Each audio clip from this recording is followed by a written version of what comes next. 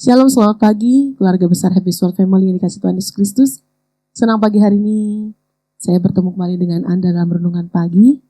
Sebelumnya mari kita berdoa. Tuhan, terima kasih buat pagi hari ini Tuhan.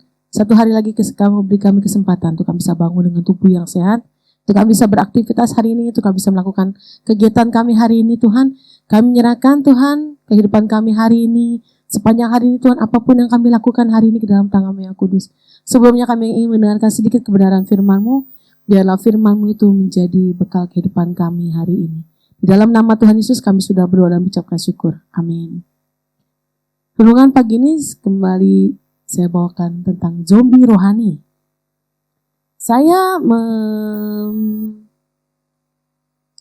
mencari artikel di Google seperti biasa, kembah Google. Zombie itu makhluk mitologi yang digambarkan sebagai mayat yang bangkit kembali, tanpa pikiran, tanpa perasaan, tetapi mempunyai nafsu hanya untuk memangsa makhluk hidup terutama daging manusia. Lalu, apa sih zombie rohani? Orang yang secara lahiriah terlihat hidup dan aktif, tetapi secara rohani mati atau tidak memiliki hubungan dengan Tuhan. Kita baca dalam Wahyu 3 ayat 1. Ini memang surat Yohanes kepada jemaat di Sardis, ya. Dan tuliskanlah kepada malaikat jemaat di Sardis. Inilah firman Dia yang memiliki ketujuh roh Allah dan ketujuh bintang itu. Aku tahu segala pekerjaanmu. Engkau dikatakan hidup padahal engkau mati. Hidup yang tidak terhubung dengan Allah itu seperti HP yang kehilangan sinyal. Tidak bisa digunakan, tidak bermanfaat juga. Bapak Ibu sekalian, selama seseorang hidup di luar Kristus, mereka adalah zombie rohani. Mereka tetap akan mati juga sebab semua orang yang telah berdosa, semua orang zombie rohani itu pasti tidak terhubung dengan Tuhan. Kalau tidak terhubung dengan Tuhan, pasti terhubung dengan yang lain, ya. Ketika seseorang tidak mau menerima Kristus sebagai Tuhan dan Juru Selamatnya dan hidup di dalam Dia, maka sesungguhnya dia sedang mengikuti jalan dunia ini dan sedang menuju kepada kematian rohani. Di dalam Roma 6, pasti Bapak Ibu sekalian sudah tahu ayat ini. Roma 6 ayat 23.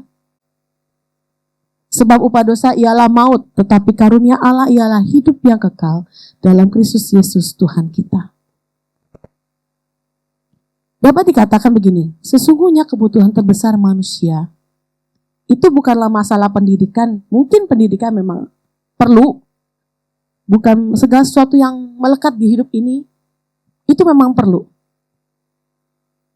Walaupun seorang itu pintar, walaupun seorang itu memiliki harta yang banyak, walaupun seseorang itu memiliki keterampilan yang luar biasa, tetapi kalau dia tidak memiliki Tuhan Yesus, dia sama aja seperti zombie rohani. Karena hidupnya tanpa Kristus.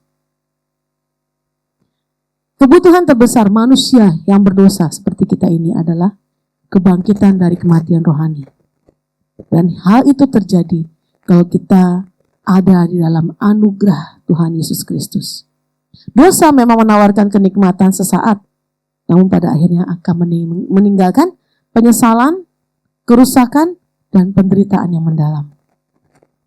Kenikmatan dosa itu seperti candu, seperti Bapak Gembala kita bilang.